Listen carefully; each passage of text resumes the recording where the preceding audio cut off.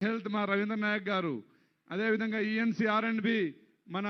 మోహన్ నాయక్ గారు, అదేవిధంగా సిఎండి సింగరేణి బలరాం నాయక్ గారు, ట్రైకార్ చైర్మన్ బెలే నాయక్ గారు, ప్రభుత్వ విప్ డాక్టర్ రామచంద్ర నాయక్, నాకు ఇన్ని అవకాశాలు గిరిజన నాయకులకు గిరిజన అధికారులకు ఇచ్చిన మరి నాయకులు, మరి ఈరోజు మాకు